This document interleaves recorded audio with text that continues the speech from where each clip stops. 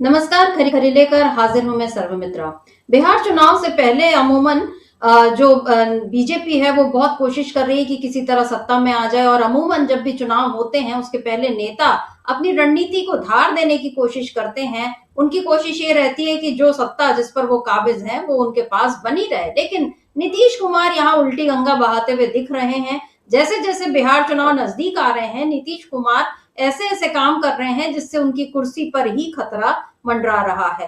कल आपने देखा था कि किस तरह उन्होंने विधानसभा में ये कहा कि मोबाइल बिल्कुल नहीं यूज करना चाहिए और उस पर बैन हो जाना चाहिए। वो सदन के भीतर उसको बैन करने की बात कर रहे थे, लेकिन मोबाइल वो खुद यूज नहीं करते हैं, ये बात उन्होंने कही। और उसके बाद कल ही नीतीश कुमार ने एक और बड़ी गलती कर दी। और ये कोई गलती जो है, केवल इसको गलती कहें या एक आपराधिक कृत्य भी इसको कहा जा सकता है। अगर बीजेपी अगर इस पर हमला करती तो वो शायद इसको आपराधिक कृत्य ही कहती। लेकिन अभी बीजेपी पर सवाल उठ रहे हैं कि नीतीश कुमार के इस कृत्य पर, इस काम पर बीजेपी क्या कहेगी। आप देख रहे हैं स्क्रीन पर नीतीश कुमार हिलते डुलते दिखाई दे रहे हैं, लेकिन बाकी लोग सब हैं सावधान की मुद्रा में। और हम जानते हैं कि सावधान की मुद्रा में हम राष्ट्रगान बजता है तब खड़े होते हैं। और कल यहाँ जो मंच पर आप देख रहे हैं, नीतीश कुमार अपने मुख्य सचिव दीपक कुमार उनसे बात कर रहे हैं, किसी को प्रणाम कर रहे हैं और दीपक कुमार जी उनको रोक रहे हैं कि आप सीधे खड़े रहिए। ये सीधे खड़े रहने की हिदायत दी जा रही है नीतीश कुमार को। मुख्यमंत्री हैं बिहार के, 20 सालों से मुख्यमंत्री हैं, उसके पहले केंद्रीय मंत्री रहे हैं, 70-80 के दशक से राजनीति कर रहे हैं। और उन नीतीश कुमार को ये समझाना पड़ रहा है कि भाई राष्ट्रगान चल रहा है, आप जरा सीधे खड़े रहिए। 53 सेकंड की बात है, आप सावधानी से खड़े रहिए, उसके बाद आप सावधान की मुद्रा में रहिए और उसके बाद जो बात करनी कर लीजिए। लेकिन नीतीश कुमार, जो तेजस्वी यादव बार बार सवाल उठाते हैं कि क्या उनका स्वास्थ्य ठीक है, क्योंकि ऐसा काम जो है स्कूल के बच्चे भी शरारत में नहीं करते। जब भी भले वो पूरी प्रेयर के दौरान हिलते डुलते रहे, लेकिन राष्ट्रगान जब होता है तो सारे बच्चे सीध में खड़े होते हैं, बिल्कुल हाथ पैर सीधे रखते हैं, कहीं कोई हल्ला गुल्ला नहीं होता। लेकिन जो बात स्कूल के बच्चों को समझ में आती है वो बात बिहार के मुख्यमंत्री को क्यों नहीं समझ में आ रही, या वो अब इस स्थिति में नहीं है कि वो समझ पाए। ये एक बड़ा गंभीर सवाल है। दूसरा गंभीर सवाल ये है कि नीतीश कुमार ने ये जो गलती की है, क्या इसका खामियाजा उन्हें कुर्सी से उतर कर देना पड़ेगा। और ऐसा नहीं है कि केवल थोड़े दिनों के लिए, क्या हमेशा के लिए नीतीश कुमार से कुर्सी अब दूर हो जाएगी? क्या 20 सालों का जो मुख्यमंत्री का ओहदा था, रुतबा था, अब क्या वो खत्म होने वाला है? और क्या नीतीश कुमार की इस गलती का खामियाजा बीजेपी को भी भुगतना पड़ेगा?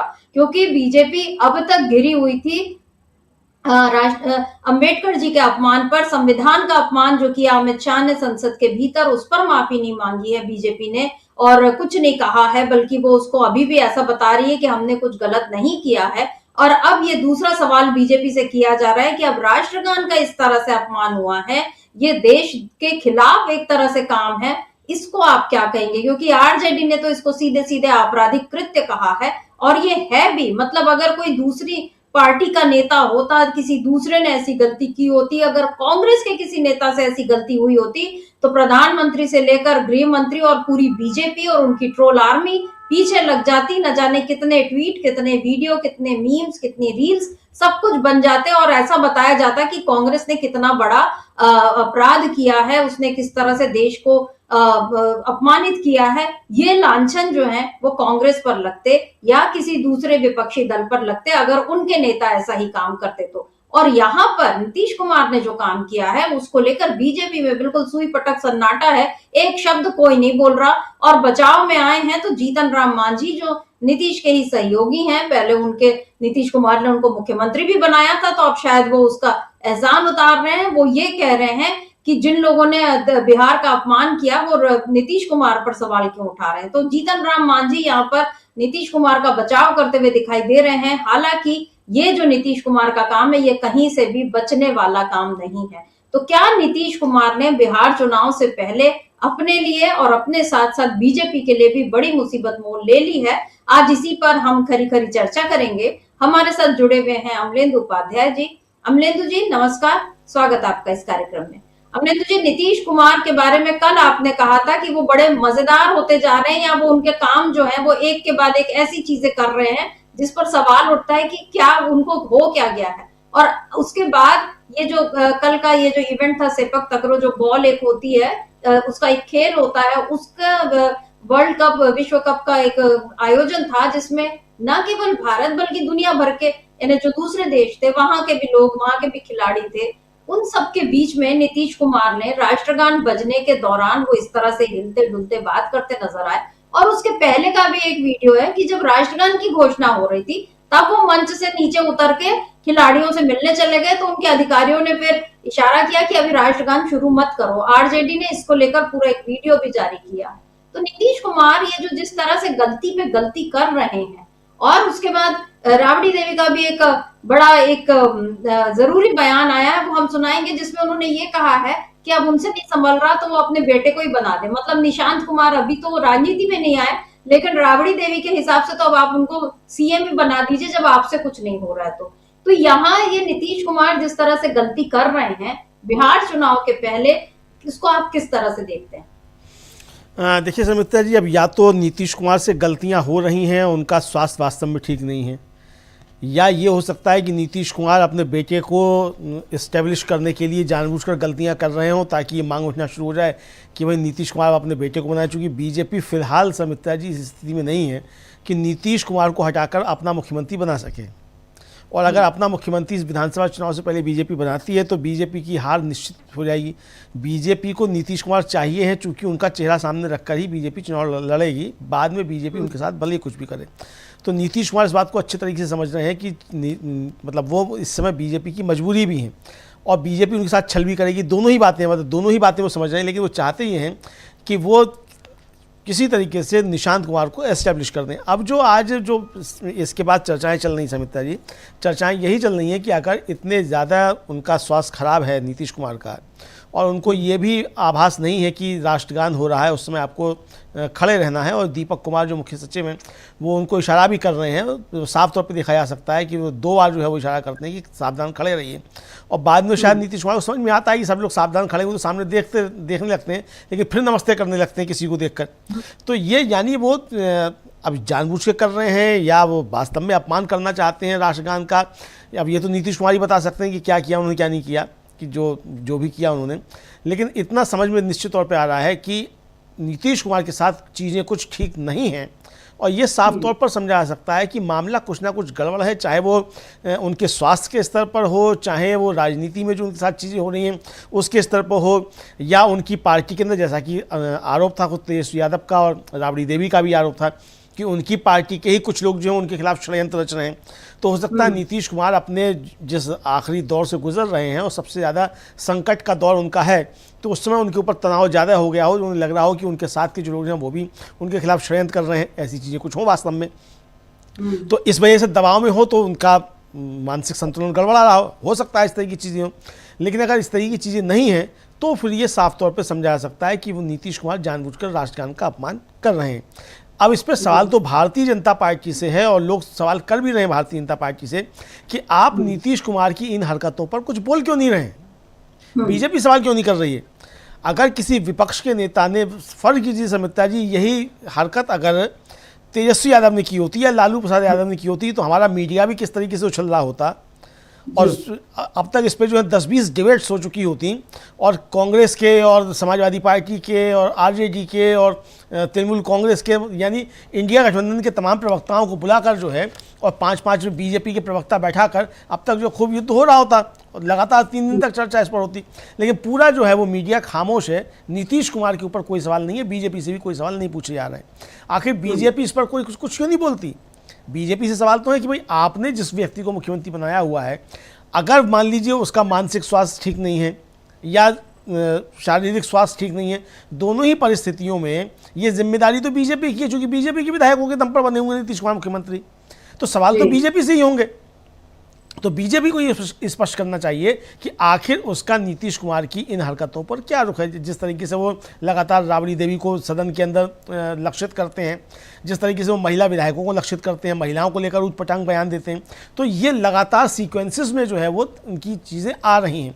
तो लेकिन ये गलती कल जो की है नीतीश कुमार ने, ये बहुत बड़ी गलती समिता जी कही जा सकती है, और इस गलती के बाद माफ़ी जो है वो है नहीं किसी दूसरे व्यक्ति का होता, तब तक राष्ट्रद्रोह का मुकदमा कायम हो गया होता समिता जी, राष्ट्रगान के अपमान पर। जी, बिल्कुल। और मेरा ख्याल है बीजेपी इस पर कुछ इसलिए नहीं बोल रही है क्योंकि आप याद कीजिए अमलेंदु जी 2015 में प्रधानमंत्री मोदी रशिया के दौरे पे थे और वहां पर वहां भी चल पड़े थे जब वो। वो हुआ था और जैसे ही राष्ट्रगान बजा और मोदी जी चलने लगे थे और वहां के एक अधिकारी ने फिर उनको रोका था। तो जो काम मोदी जी ने किया अब नीतीश कुमार कर रहे हैं। फर्क इतना ही है कि मोदी जी वाली बात भी अब चूंकि वही मसला है कि पूरा मीडिया जो है वो बीजेपी के कब्जे में है, तो उसमें उस समय भी इस बात को कांग्रेस ने सवाल उठाए थे, तो हालांकि वो बात उतनी बढ़ी नहीं। और चूंकि मोदी प्रधानमंत्री और वो खड़े हो गए, उनको अपनी गलती समझ में आ गई, तो चलिए ये मान लेते हैं कि उनको गलती का एहसास हो गया। लेकिन अब नीतीश कुमार जब यही काम कर रहे हैं तो मोदी चुप है। शायद उनको इसीलिए चुप है, उनको लग रहा है कि अगर मैं बोलूंगा तो फिर लोग मुझे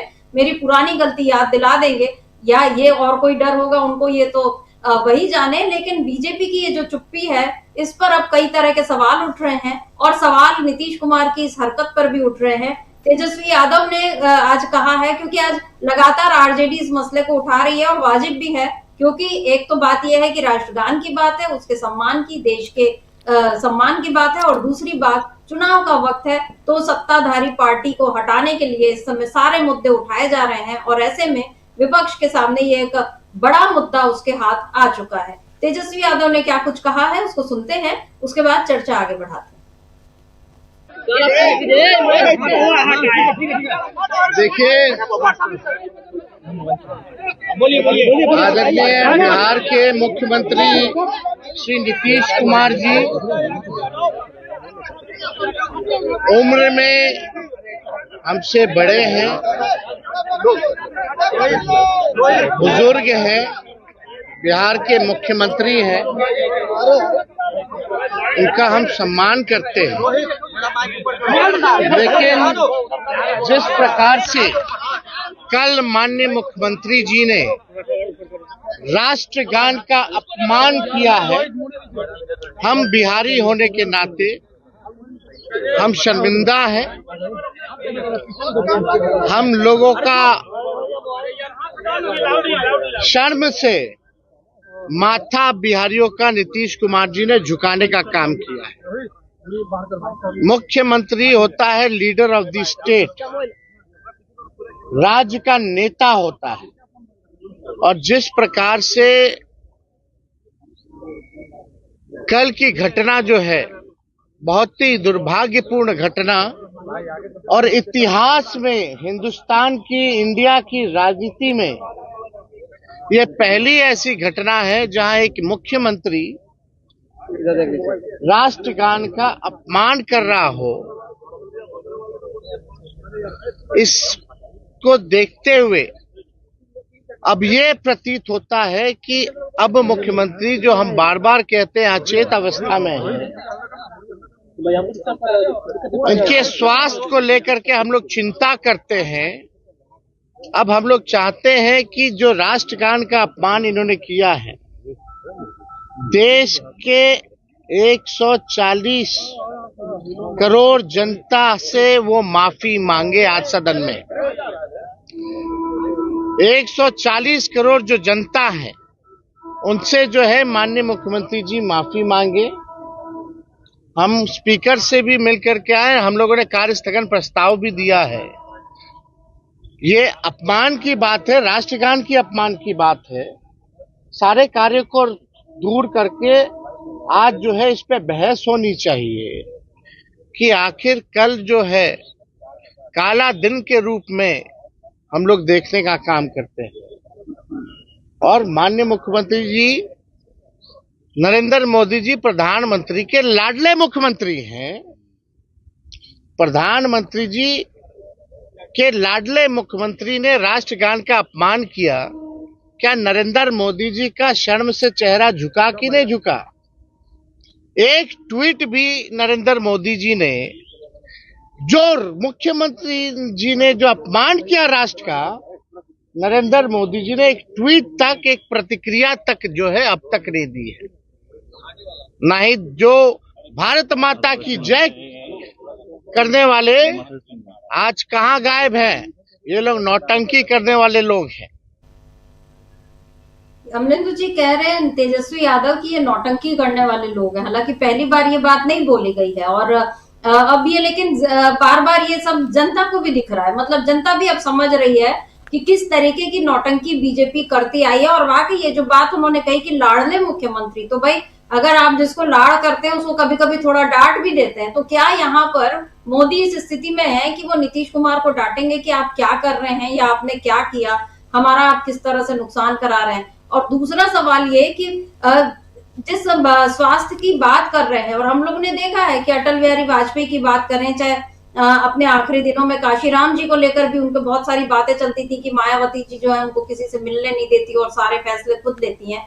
यहाँ पर नीतीश कुमार ठीक है सदन में आते भी हैं, वो नाराज भी होते हैं, विधायकों को डांट भी देते हैं, और जाहिर है वो कई फाइलों पर हस्ताक्षर भी करते हैं क्योंकि वो मुख्यमंत्री हैं, गृह मंत्री हैं। और बिहार का जो हाल है वो लगातार हम देख रहे हैं। आज भी एक खबर आई कि जेडीयू के विधायक के किसी रिश्तेदार के घर में फिर इसी तरह से हत्या हुई है। तो यानी ये रोजाना इस तरह के मामले हो रहे हैं, और ऐसे में नीतीश कुमार क्या इस स्थिति में है कि वो बिहार को संभाल या चला पाएंगे, क्योंकि एक अकेले किसी एक पार्टी या उनकी अपनी कुर्सी का सवाल नहीं है, यहाँ सवाल जो है पूरे जनता का है, एक पूरे राज्य का है, जिसके फैसले लेने में वो क्या मुख्यमंत्री अब सक्षम रह गए हैं, या यहाँ अधिकारियों की मनमानी चल रही है, उनके भरोसे पूरा राजकाज चल रहा है। देखिए शर्मिष्ठा जी, तेजस्वी यादव तो यही आरोप लगाते रहते हैं और लगातार लगा रहे हैं, वो इस घटना से पहले से आरोप लगा रहे हैं कि पूरा प्रशासन जो है एक अधिकारी, मतलब डी टैक्स जो कहते हैं, तो वो डी टैक्स यानी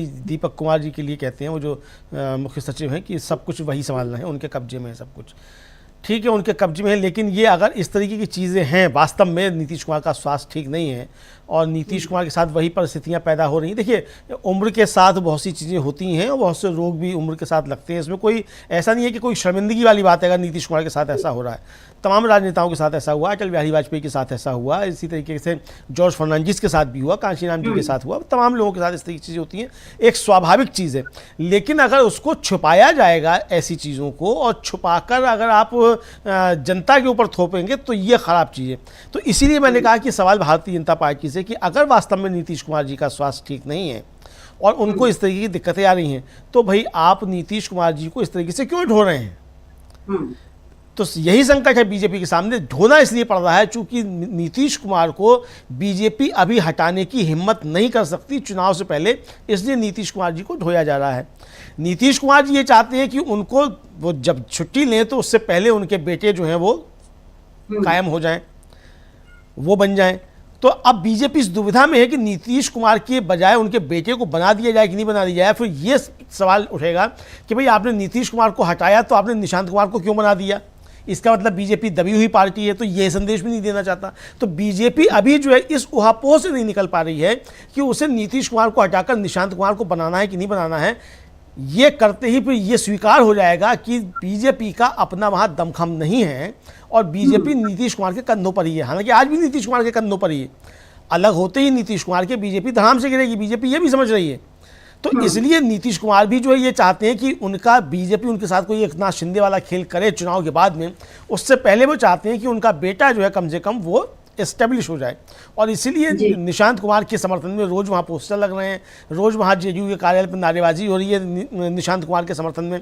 तो ये समझा जा सकता है कि निशांत कुमार खुद आकर बातें नहीं कर रहे हैं, नीतीश कुमार अब निशांत कुमार को आगे बढ़ाना चाहते हैं, लेकिन साथ साथ वो ये चाहते हैं कि वो अपने सामने ही एस्टेब्लिश कर दें। बीजेपी इसके लिए शायद अभी तैयार नहीं हो पा रही है, चूँकि निशांत कुमार को अभी बनाते ही चुनाव से पहले ही बीजेपी के हाथ से तोते उड़ जाएंगे, तो इसलिए जो है वो ऐसे नीतीश कुमार को बर्दाश्त कर रही है। जी, और नीतीश कुमार को बर्दाश्त कर रही है या नीतीश कुमार को बर्बाद कर रही है, ये भी एक बड़ा सवाल है, क्योंकि बीजेपी जो है वो किस किस्म के खेल खेलती है ये सब जानते हैं। राबड़ी देवी का एक बयान जिसका जिक्र मैं कर रही थी वो सुन लेते हैं, क्योंकि निशांत कुमार की बात आपने की। पहले तेज प्रताप यादव बोल चुके हैं कि उनको राजनीति में आना है तो वो आरजेडी में आ जाए। तेजस्वी यादव कह रहे हैं कि भाई हैं, उनका स्वागत है राजनीति में। हालांकि तेजस्वी ने उनको आरजेडी में आने का निमंत्रण नहीं दिया, लेकिन राबड़ी देवी उन्होंने एक कदम आगे बढ़कर ये कह दिया है कि अब आप उनको ही सीएम बना दीजिए। तो यहाँ राबड़ी देवी का जो बयान है वो क्या मायने रखता है, इसको देख लेते हैं। पहले सुनते हैं राबड़ी देवी ने क्या कहा। दीपेंद्र कुमार कैसे प्रणाम कर रहे हैं और बीजेपी विजय चौधरी के पूछो बोल रहे हैं तो उन का ऐसे कर रहे हैं। क्या लगता है मानसिक कंडीशन ठीक नहीं है? मानसिक ठीक नहीं है, उनका मानसिक ठीक नहीं है, ठीक नहीं है। इसीलिए मांग करते हैं अपना बेटा के बनावे, उनका काम नहीं दिमाग कर रहा था बेटा। आरोप लालू जी पे लगा रहे हैं, आरोप उनका दिमाग काम नहीं कर रहा तो बेटे को बना लो, ये वो कह रहे हैं। हालांकि लोकतांत्रिक राजनीति में ऐसा होता नहीं है कि आपने बना दिया, ठीक है राजीव गांधी बने थे बेशक, लेकिन वो कांग्रेस में पहले से काम कर रहे थे। और यहाँ ये जो है जिस तरीके से बोल रही हैं, क्या निशांत कुमार के लिए आसान होगा? अगर मानने वो बन भी जाते हैं तो पहली बात वो बना नहीं पाएंगे, लेकिन अगर वो राजनीति में आते हैं और इस स्थिति में नीतीश कुमार, जैसा आप ये कह रहे हैं कि नीतीश कुमार चाहते हैं कि वो एस्टेब्लिश हो जाए, लेकिन क्या नीतीश कुमार में अब उतना दमखम बचा रह गया है कि वो अपने बेटे को एस्टेब्लिश करें? क्योंकि यहाँ तो खुद उनसे अपनी सत्ता जो है, खुद को वो नहीं संभाल पा रहे हैं, अपनी सत्ता को वो कैसे संभालेंगे?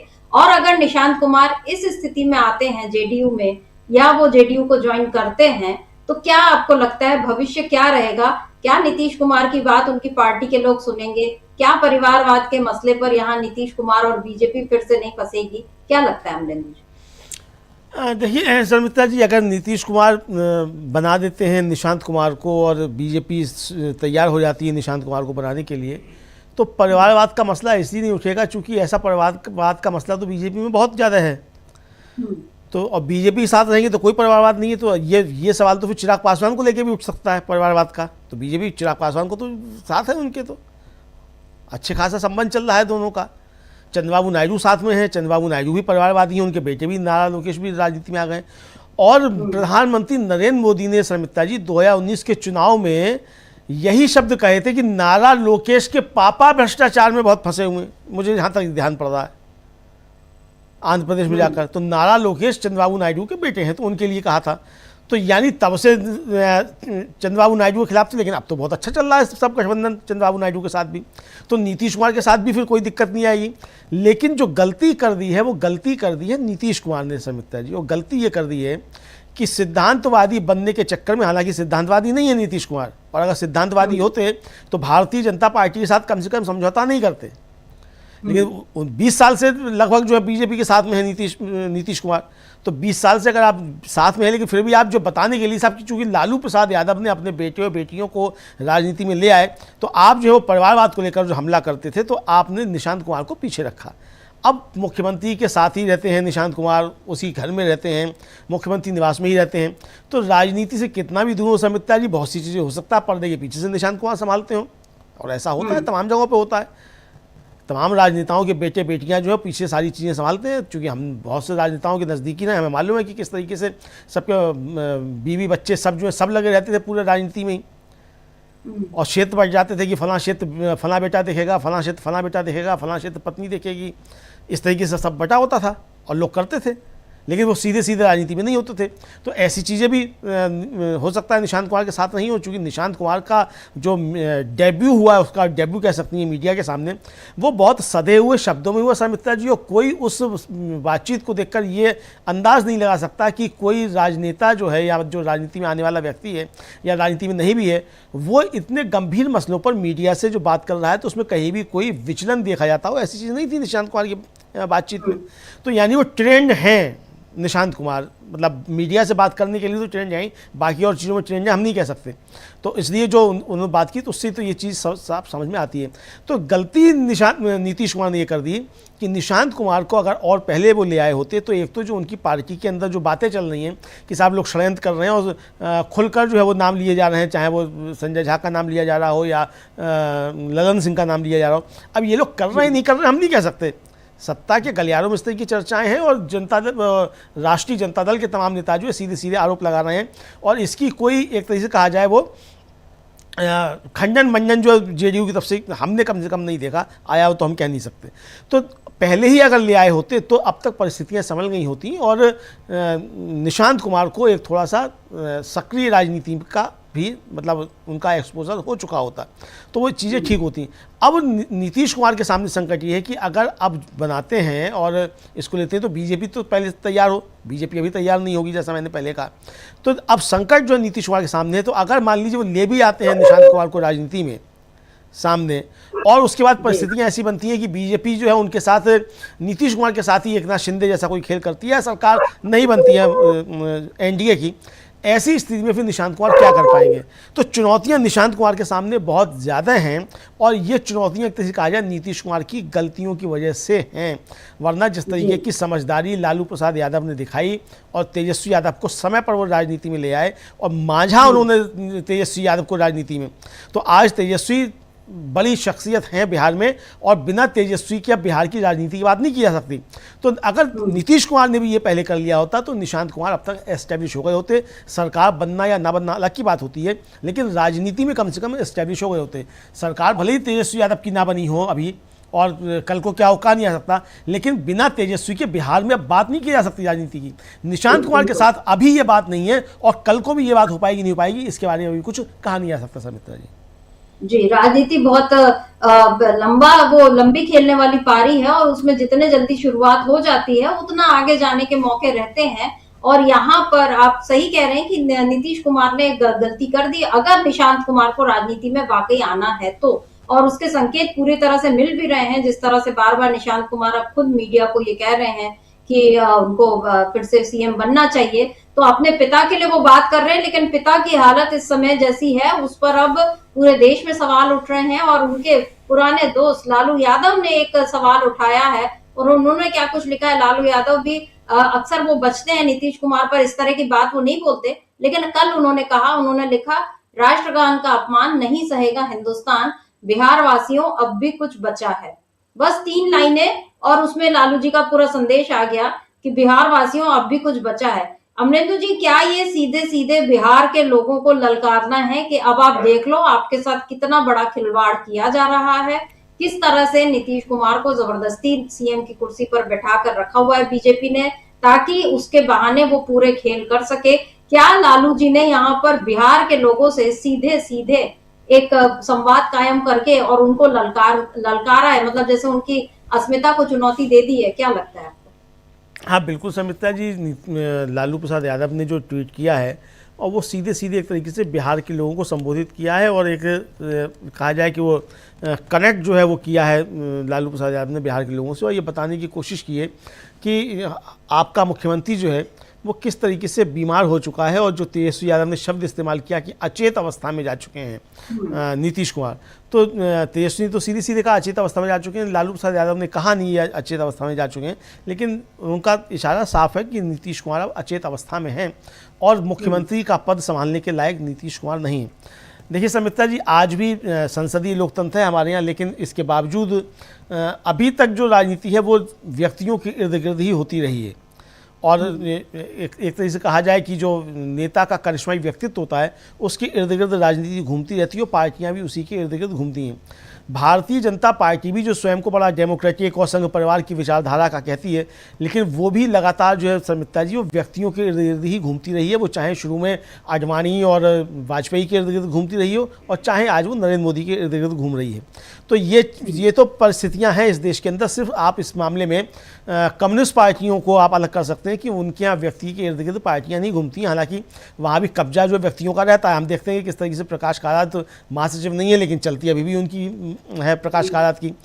सीताराम येचुरी महासचिव थे, लेकिन उनकी नहीं चलती थी, नीति तय करते थे, प्रकाश कारात तय करते थे।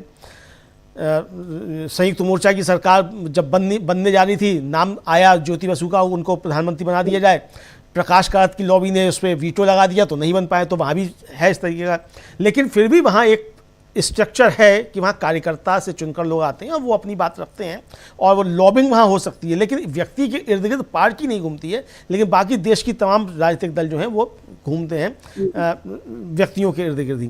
तो नीतीश कुमार के इर्द गिर्द भी पार्टी घूम रही है, और लालू प्रसाद यादव के इर्द गिर्द भी पार्टी घूमती है। तो नीतीश कुमार के इर्द गिर्द जब पार्टी घूम रही थी, और नीतीश कुमार ये देख चुके थे कि उनके साथ कई बार जो इस तरह की घटनाएं हो चुकी हैं, चाहे वो आरसीपी सिंह का मसला रहा हो, चाहे उपेंद्र कुशवाहा का मसला रहा हो, चाहे वो संजय झा और ललन सिंह को लेकर अब बातें हो रही हैं, चाहे जीतन राम मांझी का मसला रहा हो। जिन जीतन राम मांझी को आपने मुख्यमंत्री बना दिया आप जब हटे वहाँ से, और वही जीतन राम मांझी आपके साथ क्या करने लगे। तो जीतन राम मांझी का जिस समय किस्सा हुआ था, उस समय ही नीतीश कुमार को सचेत होने की आवश्यकता थी, और निशांत कुमार को उसी समय आपको राजनीति में आगे लेकर आना चाहिए था। आप उन्हें उनकी पब्लिक अपीयरेंस कराते रहते, तो एकदम से लोगों को ये नहीं लगता कि निशांत कुमार आ रहे हैं, तो तब तक वो जनता के बीच में एक उनकी छवि भी बन चुकी होती और नीतीश कुमार को भी जाहिर सी बात है कि उसमें ताकत मिलती। तो आज जो नीतीश कुमार जिस सबसे बड़ी गलती की सज़ा भुगत रहे हैं, वो यही सज़ा भुगत रहे हैं कि लालू प्रसाद यादव को परिवारवाद के नाम पर गरियाने के चक्कर में आपने अपना और अपनी पार्टी और अपने बेटे की राजनीति तीनों का सत्यानाश कर दिया है। जी बिल्कुल, और लालू प्रसाद ने जो कहा है उसका असर क्या होगा बिहार पे ये देखना होगा। लेकिन इधर कांग्रेस ने भी सवाल उठाए हैं और तेजस्वी यादव भी बोल रहे हैं। जीतन राम मांझी का आपने जिक्र किया, आज वो नीतीश कुमार का बचाव कर रहे हैं। उन्होंने लिखा है कि जो लोग बिहार सहित देश का अपमान कर रहे हैं वे बिहार के माननीय मुख्यमंत्री नीतीश कुमार पर सवाल उठा रहे हैं। मैं ऐसे लोगों को बताना चाहता हूं कि लालू जी और उनकी कंपनी ने बिहार नाम को गाली बना दिया था, लेकिन नीतीश कुमार ने ही बिहार को अंतर्राष्ट्रीय मंच पर सम्मान दिलाया। एक और लालू के शासन की याद से कांपते हैं, वहीं नीतीश कल भी बिहार के पसंदीदा थे, आज भी हैं और भविष्य में भी रहेंगे। नीतीश बिहार का सम्मान है। तो यहाँ पर नीतीश कुमार को बिहार का सम्मान बता दिया है जीतन राम मांझी ने। लेकिन अमलेंदु जी, इस बयान में भी एक तरीके से, हालांकि वो ये बोल रहे थे कि कल भी पसंदीदा थे, आज भी हैं और भविष्य में भी रहेंगे, लेकिन सत्ता भविष्य में उनके पास रहेगी कि नहीं, पसंदीदा होना एक बात है। आज वाजपेयी जी को भी लोग याद करते हैं, नेहरू जी, इंदिरा गांधी और डॉक्टर मनमोहन सिंह, सभी को याद करते हैं। तो पसंदीदा होना या उनका जो बिहार का सम्मान नीतीश कुमार को बता रहे हैं, वो भी अच्छी बात है कि वो बिहार का सम्मान बने रहेंगे, लेकिन सत्ता में बने रहेंगे कि नहीं, ये एक सवाल है। तो जीतन राम मांझी ने यहाँ उस मसले पर वो बिल्कुल खेल गए हैं, ऐसा लग रहा है। और उधर मनोज झा ने आज एक फिर जरूरी सवाल उठाया है। उन्होंने भी अमित शाह और नरेंद्र मोदी से पूछा है कि आप इस बारे में क्यों कुछ नहीं बोलते, क्या कुछ कहा है मनोज झा ने, उसको सुनते हैं।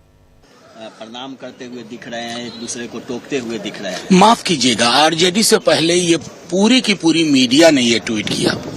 आरजेडी के नेताओं को, खास करके मैं कहूं तेजस्वी जी को, अब मुख्यमंत्री जी की चिंता भी होती है। उनकी शिकायत करने का क्या करूं, किससे शिकायत करूं? अधिकारी लोग चला रहे हैं। अगर उनकी जगह कोई और होता और राष्ट्रगान का इस प्रकार अपमान होता तो किस प्रकार की प्रतिक्रिया होती? मैं एक मिनट के लिए माननीय प्रधानमंत्री जी से पूछना चाहूंगा कि अगर नीतीश जी की जगह कल वहां कोई दूसरा गैर बीजेपी शासित राज्य का, गैर एनडीए शासित राज्य का मुख्यमंत्री होता तो प्रधानमंत्री के ट्विटर हैंडल से अभी बरसात हो चुकी होती। क्यों नहीं हो रही है वर्षा प्रधानमंत्री जी? राष्ट्रगान के जैसे मसलों पर आपकी चुप्पी मुझे आपराधिक की श्रेणी में जाती दिखती है। मनोज जी, अमलेंदु जी, यहाँ पर नीतीश कुमार के कृत्य पर सवाल है और जो मनोज झा ने उनकी चिंता, मतलब उनकी तबीयत पर चिंता जताई, लेकिन प्रधानमंत्री की चुप्पी को आपराधिक कृत्य की श्रेणी में बताया उन्होंने। क्या लगता है ये मामला क्या अब अदालत तक भी पहुंच सकता है? और अगर ऐसा होता है तो इसमें बीजेपी और जेडीयू का कितना नुकसान होगा, या कल की इस घटना से आने वाले चुनाव में क्या कोई बड़ा इसका असर दिखता हुआ आपको नजर आता है? क्योंकि होता यह है कि चीजें दब जाती हैं, मीडिया उन बातों को, जिन बातों को याद दिलाना चाहता है उनको बार बार दिखाता है, जिन पर नई बात करनी होती है उसको दबा दिया जाता है। लेकिन मीडिया दबाए इस बात को, लोगों के जहन से क्या ये बात उतरेगी? क्या लोग इस बात को इतने आसानी से भूलेंगे, या विपक्ष क्या इस मुद्दे को लेकर आगे और अभी बढ़ सकता है? क्योंकि इस समय तो विपक्ष को अभी बहुत सारी चीजें करनी है। कांग्रेस पदयात्रा निकाल रही है, अभी अंबेडकर जयंती आनी है 6 अप्रैल को, और भी बहुत सारे कार्यक्रम होने हैं चुनाव के पहले। क्या लगता है कि किस तरह से विपक्ष इस मुद्दे को भुना सकता है? और प्रधानमंत्री की चुप्पी पर आपराधिक कृत्य ये जो बोल रहे हैं मनोज झा, उसको आप किस तरह से देखते हैं? देखिए समिता जी, जो प्रधानमंत्री का आपराधिक कृत्य मनोज झा कह रहे हैं, तो मुझे लगता है कि इसी संदर्भ में कह रहे हैं कि चूंकि अगर नीतीश कुमार जी बीमार हैं और वो इस तरीके की हरकतें कर रहे हैं बीमारी में, चाहे वो मानसिक तौर पर हो चाहे वो शारीरिक तौर पर हो, जो भी परिस्थितियां हैं, अगर वो इस तरह की चीज़ें कर रहे हैं और प्रधानमंत्री उनको अपना लाडला मुख्यमंत्री बता रहे हैं, जो कि कहा तेजस्वी ने भी कि उनके प्रधानमंत्री के लाडले मुख्यमंत्री हैं, और उसके बाद अगर कोई कार्रवाई नहीं हो रही है, इस पर कोई निंदा भी नहीं आ रही है और मुख्यमंत्री बने हुए हैं, तो ये प्रधानमंत्री का आपराधिक कृत्य वो इस संदर्भ में कह रहे हैं, मुझको लगता है जो है। दूसरी बात समिता जी, अगर कोई व्यक्ति मान लीजिए अभी सुप्रीम कोर्ट चला जाए और ये व्यवस्था का प्रश्न खड़ा करे कि भाई संवैधानिक तौर पर जो पात्रता होनी चाहिए मुख्यमंत्री बनने के लिए कि मानसिक तौर पर आप स्वस्थ हों, और नीतीश कुमार जी मानसिक तौर पर स्वस्थ नहीं है, राज्य के साथ ये छल किया जा रहा है, इस तरह की याचिकाएं पड़ भी सकती हैं। तब चूँकि तमाम याचिकाबाज लोग हैं, वो कोई भी किसी मसले को लेकर याचिका करने पहुंच जाता है।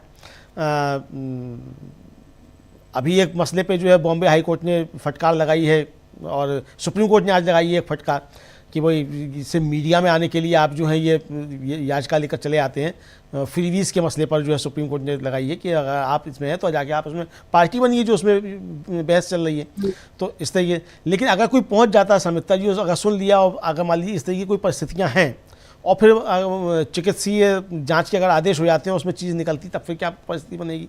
तो बहुत सारी चीज़ें हो सकती हैं। हालांकि तेजस्वी यादव ने जो कहा है, वो तेजस्वी यादव ने कहा है कि वो मानसिक तौर पर स्वस्थ हैं कि नहीं है, ये तो कोई डॉक्टर ही जांच के बाद बता सकता है। तो यानी ये बात तो आ गई समिता जी कि ये चर्चाएं चलना शुरू हो गई कि नीतीश कुमार वास्तव में मानसिक तौर पर स्वस्थ हैं कि नहीं है। और अगर नहीं है, मैं फिर जोड़ रहा हूँ, अगर जोड़ रहा हूँ इसलिए कि अगर नहीं है तब तो फिर ये गंभीर चीज़ है और इसके लिए फिर प्रधानमंत्री की जिम्मेदारी बनती है, चूंकि उनकी पार्टी के सहयोग से नीतीश कुमार मुख्यमंत्री बने हुए हैं। तो ये तो अगर इस तरह की कोई चीज़ें हैं तो बीजेपी को खुद तय करना चाहिए कि अगर नीतीश कुमार जी वास्तव में बीमार हैं मानसिक तौर पर या उनके और कोई बीमारियाँ उनके साथ पैदा हो रही हैं, तो फिर उसके लिए विकल्प खोजा जाए। और अगर नहीं है तो फिर नीतीश कुमार जी से कहा जाए कि भाई अब आप थोड़ा गंभीर हो जाइए, आप 19 साल से राज्य के मुख्यमंत्री हैं और आप ऐसे मसलों पर भी अगर गंभीर नहीं होते हैं तो इसका एक अच्छा संदेश नहीं जाता है। तो दोनों ही चीज़ों में समिता जी जिम्मेदारी बीजेपी की बनती है और इसीलिए मनोज झा जो हैं वो प्रधानमंत्री नरेंद्र मोदी को इसमें घसीट रहे हैं। जी बिल्कुल। और अब इस मसले पे नीतीश कुमार के साथ साथ मोदी भी फंस रहे हैं और अमित शाह तो पहले से ही फंसे हुए हैं अम्बेडकर के अपमान के मामले पर, और अब क्योंकि गृह मंत्री हैं तो उनसे भी सवाल हो रहे हैं। तो कुल मिलाकर बिहार में इस समय बहुत सी चीजें उलझ गई हैं, खासतौर पर बीजेपी और जेडीयू के लिए, और उसमें उलझाने का काम कर रहे हैं नीतीश कुमार, जो एक के बाद एक इस तरह से या तो वक्तव्य दे रहे हैं या उनके काम ऐसे हो रहे हैं जिस पर सवाल अपने आप खड़े हो रहे हैं। और आरजेडी के सामने एक ये अच्छा मौका है और तेजस्वी यादव ऐसे किसी भी मौके को गंवा नहीं रहे हैं, ये बहुत अच्छी बात है। वो लगातार नीतीश कुमार के कामों पर, उनके बयानों पर नजर रखे हैं और वो तुरंत ही अपनी प्रतिक्रिया भी देते हैं। तो कुल मिलाकर बिहार में इस समय आरजेडी और कांग्रेस ये यानी इंडिया गठबंधन मजबूत स्थिति में दिखाई दे रहा है। वहीं पहले से कमजोर बीजेपी और जेडीयू के लिए अब एक और कमजोरी जोड़ने का काम नीतीश कुमार ने कर दिया है। तो क्या बिहार में अगर बीजेपी की और जेडीयू की सत्ता जाती है तो नीतीश कुमार ही कमजोर कड़ी साबित होंगे, ये देखना होगा। तो आज की इस चर्चा को यहीं रोकते हैं अमलेंदु जी। आपका बहुत बहुत शुक्रिया और शुक्रिया आप तमाम दर्शकों का जो आप हमारे साथ जुड़े और आपने आज की चर्चा को ध्यान से सुना। आगे भी आप बने रहिए नीवी लाइव के साथ और देखते रहिए हमारे सभी कार्यक्रम। नमस्कार।